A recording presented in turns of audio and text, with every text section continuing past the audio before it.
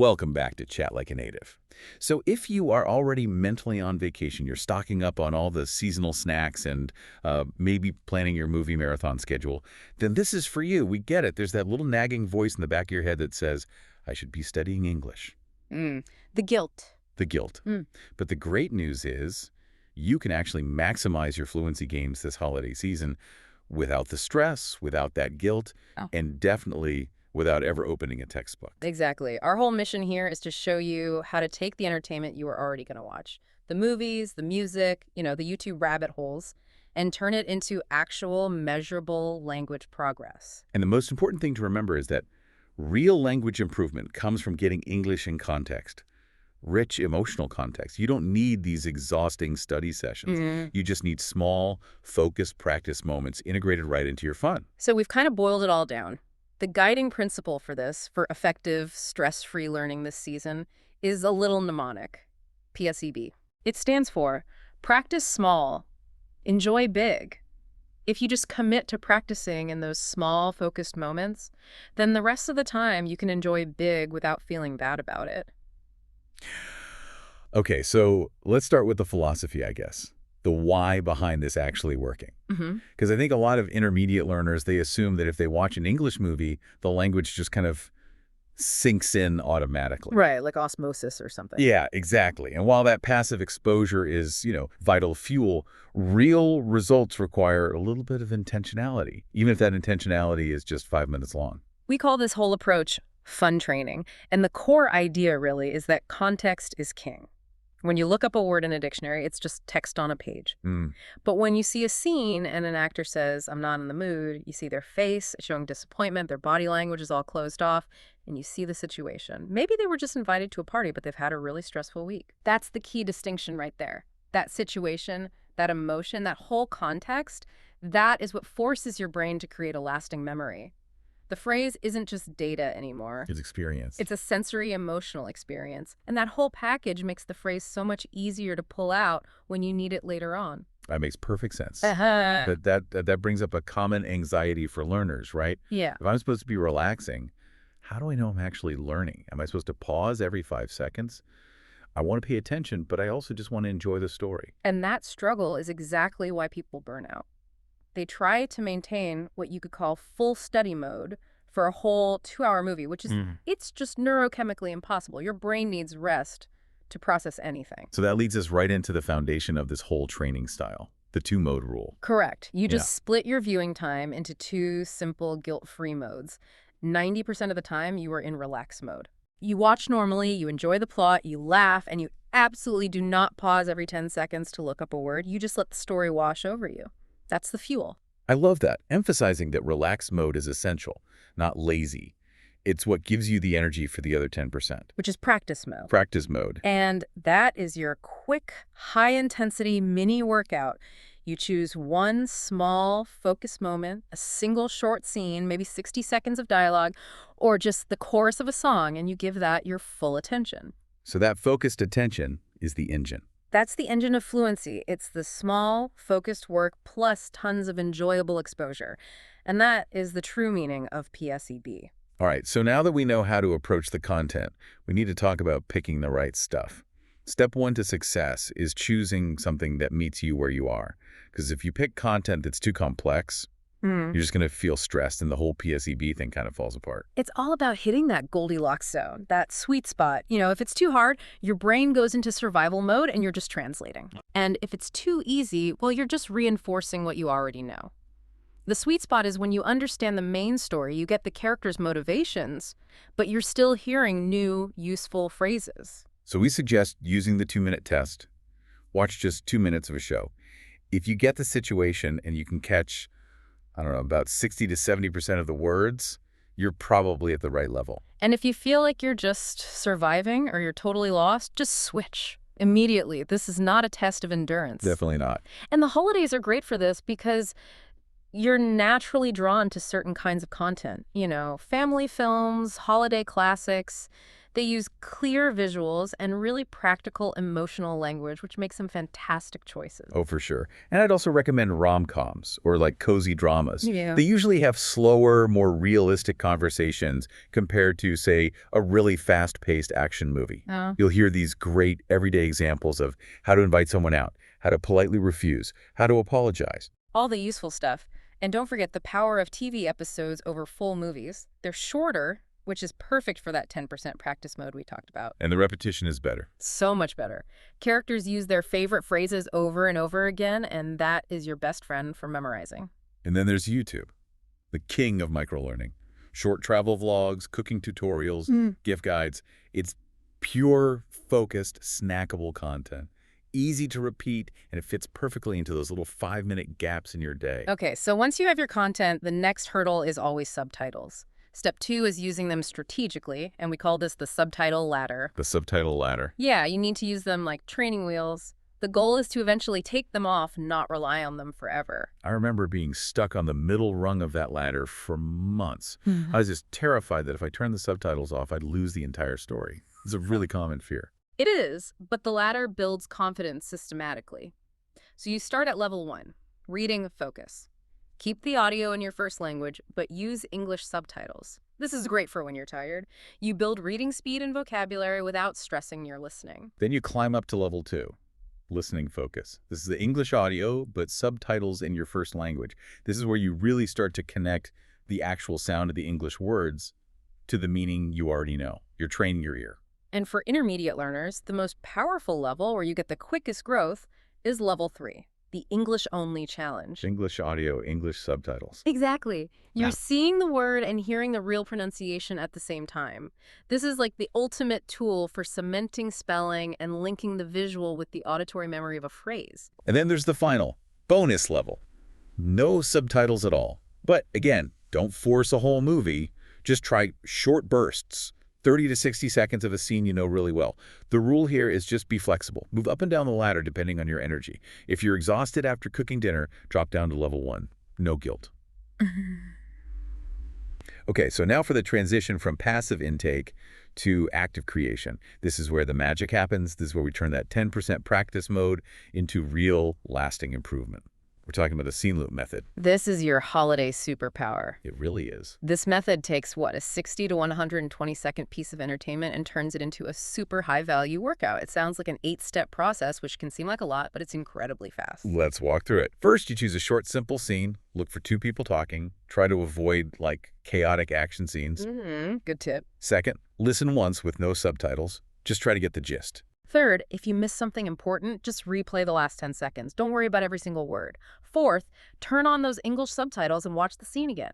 Now you can confirm what you heard and see what you missed. And step 5, this is the most critical part. You have to stop and write down one useful line. Just one. Just one. Not a complicated random word, but a phrase you can actually use in your life. Something like, I didn't mean it like that, or that's actually a good point. We really emphasize one line because we want to force memory consolidation. Repetition is vital. So step 6. Repeat that short scene 5 times. You're basically forcing your brain to tag that language as high priority, moving it from short-term memory into lasting retrievable storage. That's why 5 is the magic number. It forces that consolidation. Then step 7. Say the line out loud. This is called shadowing. You want to focus intensely on copying the actor's rhythm, their pauses, where they put the stress. Sounding smooth is always more important than having a perfect accent. And finally, step 8. Use it today.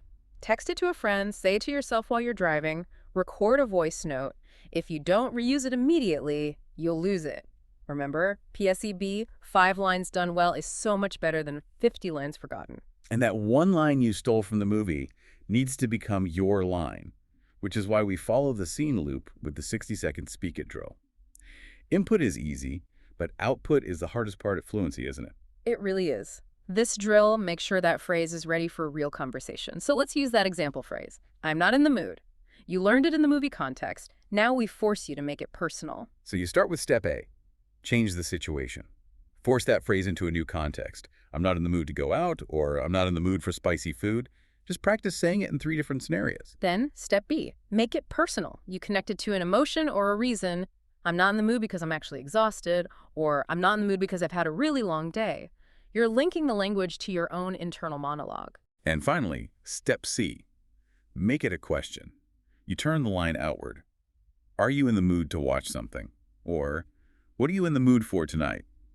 This tiny 60-second drill is how phrases stop being movie lines and start being, well, your actual conversation. And speaking of internalizing rhythm, let's talk about the song loop method.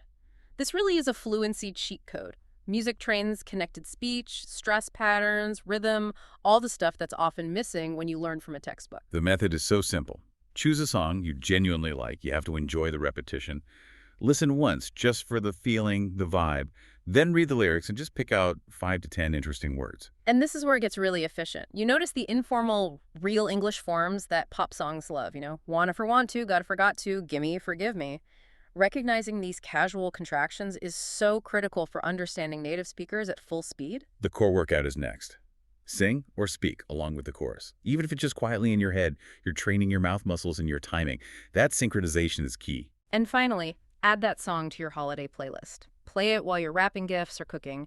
That background exposure really matters because you're training comfort with the sound of English, even if you're not actively focusing on every single lyric. Okay, so let's talk about optimizing those tiny slices of time, the 5-minute slots, what we call micro-learning. And YouTube content is just perfectly structured for this. We have a quick 4-step process for any short video, 2 to 6 minutes long. This is all about maximizing your output in a really short window of time. Step 1, look at the title and predict. Before you even watch, say one full English sentence about what you think the video will be about. Something like, this travel vlog looks like it will show beautiful mountains. It just forces your brain to generate output first. Step 2, watch the video once with subtitles and just enjoy it. Step 3, watch it again without subtitles. This is optional, but it's a really powerful listening check, especially if the topic is familiar. And the last step is crucial because it ensures you get that output. Steal one phrase you liked and then comment using it. Write a simple, safe comment on the video page. That looks absolutely amazing, or I'm definitely trying this recipe. That small act of writing and posting really cements the phrase. Now, to make all these small practices stick, you need consistency. And consistency comes from linking English practice to an existing daily routine. During the holidays, we use what we call the lights trick. This is where we make practice automatic. You can try making these tiny rituals linked to things you already do. For example, lights on, English on. The moment you turn on your holiday lights, you commit to watching one short English clip. Or maybe tea time, one scene loop. When you make your afternoon tea or coffee, you commit to one quick 2-minute scene loop drill. You could also try after dinner, 10 minutes English, where you watch one short episode segment right after eating. The power of this is that it becomes automatic. It takes zero willpower because the trigger, the lights, the tea kettle, it's already built into your day. And that kind of consistency, even in tiny doses, is so much more effective than trying to force a 2-hour study session. So before we leave you to enjoy your break, let's quickly run through some common mistakes we see people make when they try this. We want you to avoid these pitfalls that can waste your precious time. Number 1, and this is the most common one, choosing content that is just too hard. If you are struggling to survive the plot, you are not learning the language, you have to be honest about your level and switch to something easier if you need to. Number 2, translating every single word. The goal is flow and understanding the message, the emotion, not perfect word-for-word translation. If you feel that urge to pause and translate every verb, that's a sign the content is too hard. Number 3, staying on subtitles forever. You have to use the subtitle ladder. If you only ever stay on level 3, you're training your eyes, but you're not forcing your ears to work hard enough to decipher real connected speech. You have to try reducing them sometimes. And finally, number 4, watching passively with zero attention during those short practice mode moments. Relax mode is the fuel, we know that. But you have to commit to that high-focused 10% practice mode for any growth to happen. And just to make sure you're ready to put this into action right away, here are a few highly useful, natural phrases you're going to hear constantly this season. You should practice saying these aloud. Okay, for inviting and making plans, practice saying, we should do something this weekend. And remember, if someone says, let's keep it low-key, they just mean simple and relaxing, no big party. Right. And for food and compliments, which are essential holiday conversations, you'll hear, "You nailed it." That just means you did a perfect job. And be sure to practice, "I'm stuffed." It's the most common natural way to say you are very, very full. For those times you need a polite refusal, try saying, "I'm going to sit this one out." It's just a gentle way to decline an activity without a long explanation. And for talking about how you're feeling, you can use phrases like, "I'm a little overwhelmed," or the really lovely, grateful one, "I needed this." So to structure your break, we've put together a simple 7-day holiday English plan that uses all these techniques. Day 1, pick your content, test your subtitle ladder level. Day 2, do one scene loop. Focus on learning one useful phrase and say it out loud 5 times. Day 3, do a song loop and try to identify 5 informal contractions. Day 4, YouTube microlearning, 1 prediction, 1 comment. Day 5, do another scene loop plus the speak it, drill force that phrase into 3 new forms. Day 6, get outside, listen exclusively to your English playlist during a walk. And day 7, to bring it all together, choose your best 10 phrases the week and record a short 1-minute voice note using them naturally. That's it. That's a full week of genuine progress built entirely into your relaxation time. So what does this all mean for you? The holidays should be truly restorative. You don't need to grind English. You just need to keep English close, using tiny habits and consistently stealing useful phrases from the entertainment you already love. Watch something, use a tiny habit, and say the phrases out loud. If you do that, you will arrive in the new year feeling noticeably more fluent without ever having sacrificed your break. And if we connect this strategy to the bigger picture, it raises an important question for you to think about. When you truly adopt these small, fun rituals and flawlessly integrate them into your life, does the separation between studying and living start to disappear entirely, making fluency an inevitable byproduct of simply enjoying your life?